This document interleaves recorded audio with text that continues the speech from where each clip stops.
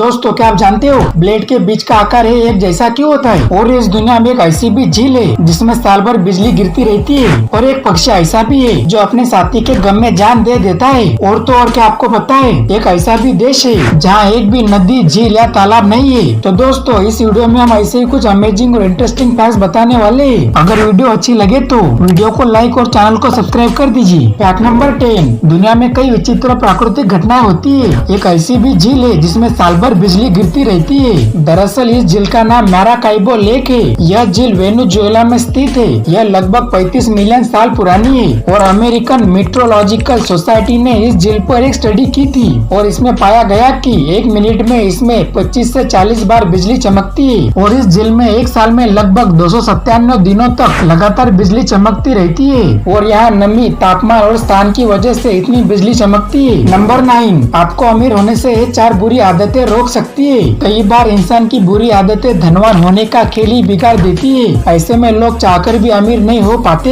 हिंदू धर्म के महापुराणों में एक गरुड़ पुराण में भगवान विष्णु ने कुछ ऐसी आदतों का जिक्र किया है जो आपको अमीर बनने से रोक सकती है। हिंदू धर्म के महापुराणों में पहली आदत है कि धन का गुरूर होना। धन के अहंकार में चूर व्यक्ति बौद्धिक रूप से कमजोर हो जाता है। ऐसे लोगों का दूसरों के साथ मेल मिलाप भी खत्म हो जाता है। वही दूसरी आदत है मेहनत से भागना। अपना काम दूसरों को सौंपने वाली और मेहनत से बचने वालों के घर भी लक्ष्मी नहीं ठहरती। ऐसे लोगों के पास हमेशा धन का अभाव रहता है। और तीसरी आदत है स्वच्छ न रहना। माँ लक्ष्मी केवल साफ सुथरी जगह पर ही ठहरती है। गुरुन पुराण के अनुसार गंदगी रखने वालों के घर हमेशा धन का संकट रहता है। और चौथी आदत है देर तक सोना। दरअसल शास्त्रों में ब्रह्म मुहूर्त में उठने की बात कही गई है। गरुड़ पुराण के अनुसार सूर्योदय के बाद देर तक सोने वालों को कभी तरक्की नहीं मिलती है। तो दोस्तों अगर आप ये 4 आदतें अवॉइड करते हो तो आप भी अमीर बन सकते हो। नंबर 8, क्या कार रोककर भी शराब पी जा सकती है? कुछ ऐसी कंडीशन है जिनको मानकर आप कार के अंदर बैठकर शराब पी सकते हो और पुलिस भी आपको नहीं रोकेगी। अगर आप अपनी प्राइवेट प्रॉपर्टी जैसे पर्सनल पार्किंग घर की बाउंड्री के अंदर है तो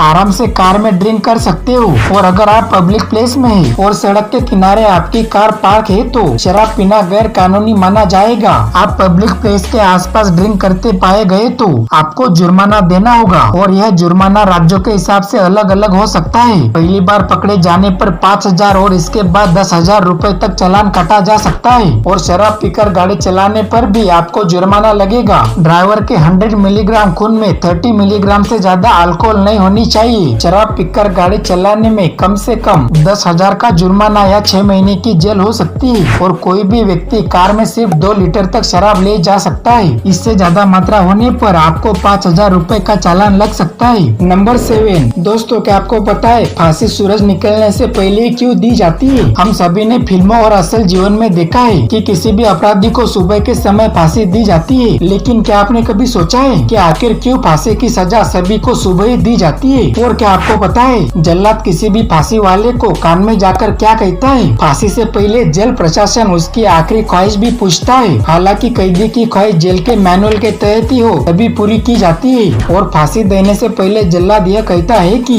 मुझे माफ कर दिया जाए। हिंदू भाइयों को राम राम और मुसलमान भाइयों को सलाम। हम क्या कर सकते हैं? हम तो सिर्फ हुक्म के गुलाम हैं। फांसी देने के 10 मिनट तक अपराधी को लटके रहने दिया जाता है। इसके बाद डॉक्टर की एक टीम चेक करती है कि उसकी मौत हुई है या नहीं। और मौत की पुष्टि हो जाने के बाद ही अपराधी को नीचे उतारा जाता है। और फांसी देने का समय सुबह इसीलिए मुकर्रर किया जाता है क्योंकि जेल नियमावली के तहत जेल के सभी कार्य सूर्य उदय के बाद ही किए जाते हैं। और फांसी के कारण जेल के सभी कार्य प्रभावित ना हो इसीलिए सुबह सुबह कैदी को फांसी दे दी जाती है। इसकी वजह ये भी है कि फांसी से पहले और बाद में जेल अधिकारियों को बहुत सारी प्रक्रिया से गुजरना पड़ता है, जैसे मेडिकल टेस्ट, रजिस्टर में एंट्री, कई जगह नोट्स भेजना इत्यादि। इसके बाद ही शव को परिवार वालों को सौंपा जाता है। नंबर 6, दोस्तों एक पक्षी ऐसा भी है जो अपने साथी के गम में अपनी जान दे देता है। दरअसल वो पक्षी सारस होता है। ऐसा कहा जाता है कि यदि जोड़े में किसी एक व्यक्ति की मौत हो जाए तो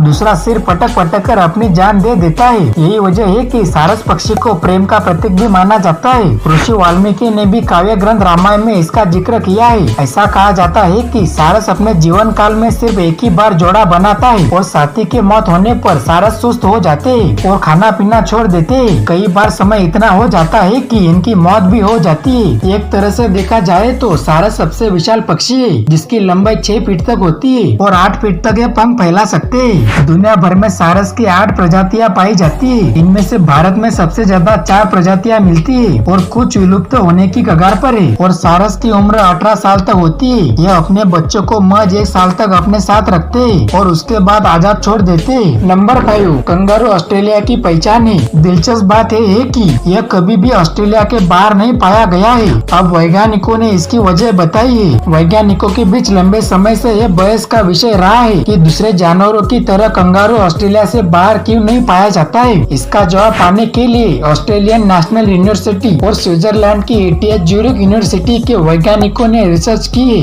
और वैज्ञानिकों का कहना है कि धरती के नीचे मौजूद टेक्टोनिक प्लेट और जलवायु में बदलाव के कारण ऐसा हुआ है। 10 करोड़ साल पहले हुआ बदलाव इसकी एक वजह है। और वैज्ञानिकों की रिसर्च कहती है कि जानवरों की वो आबादी जिनकी उत्पत्ति एशिया में हुई है वो ऑस्ट्रेलिया समेत दूसरे देश की जलवायु अपनाने में सफल रहे हैं, इसलिए संख्या भी बढ़ी है। दरअसल दोस्तों 3.5 करोड़ साल पहले ऑस्ट्रेलिया की लोकेशन ऐसी थी जिसका हिस्सा अंटार्कटिका से जुड़ा था जो सर्द मौसम के लिए माना जाता है। और कंगारू समेत जिन जानवरों की उत्पत्ति ऑस्ट्रेलिया के ठंडे और ड्राई वातावरण में हुई है वो एशिया या दूसरे महाद्वीपों में खुद को जिंदा रखने में असफल रहे। और यही वजह है कि कंगारू हमेशा ऑस्ट्रेलिया में ही पाए जाते हैं। नंबर 4, इंसान 50 डेसिबल तक की आवाज झेल सकते हैं। यदि साउंड 17 dB से ज्यादा हो तो लोगों के लिए बेहद खतरनाक होता है। जीवों में सबसे ज्यादा तेज आवाज वेल्स की होती है। जीव विज्ञानियों के मुताबिक वेल्स 230 डेसिबल तेज आवाज निकाल सकती है। वहीं भूमध्य सागर में पाया जाने वाला टाइगर पिस्टल स्ट्रीम 200 डेसिबल तक आवाज निकाल सकता है। और बुलडॉग बैट यह एक बुलडॉग की प्रजाति है और यह अपनी पूरी दम से भौंके तो 140 dB तक आवाज पहुंच जाती है जो मनुष्य के लिए घातक है। और ग्रीन डॉसर की आवाज 135 dB तक तेज हो सकती है। खास बात यह है कि सन्नाटे में इसकी आवाज 1 मील तक दूर जाती है। वही दोस्तों हाथी के बारे में आप सब जानते हो, लेकिन क्या आप जानते हैं कि हाथी की आवाज 117 dB तक तेज होती है। नंबर 3, दोस्तों क्या आपको पता है इस दुनिया में एक ऐसा भी देश है जहाँ एक भी नदी, झील या तालाब नहीं है। नदियों के किनारे दुनिया की महान सभ्यता विकसित हुई है। धरती पर जीवन के लिए पानी बहुत जरूरी होता है। धरती का 70% हिस्सा पानी से ढका हुआ है, मगर इसका केवल 3% ही पानी पीने योग्य है। यह पानी ग्लेशियरों, नदियों, झीलों और तालाबों में है। और कई देश नदियों से अपनी पानी की जरूरत को पूरा करते हैं, मगर एक ऐसा भी देश है जहाँ एक भी नदी, झील या तालाब नहीं है। दरअसल उस देश का नाम सऊदी अरब है जहाँ एक भी नदी या झील नहीं है। और दोस्तों यहाँ बारिश भी ना के बराबर ही होती है, हालांकि फिर भी यह संपन्न देशों में शुमार है। नंबर 2, पाकिस्तान में राज्य धर्म इस्लाम है। वहीं भारत का कोई आधिकारिक राज्य धर्म नहीं है। भारतीय संविधान में भारत को धर्मनिरपेक्ष राज्य बताया है। तो आप जानते हैं कि इन दोनों देशों में कितनी मुस्लिम आबादी है।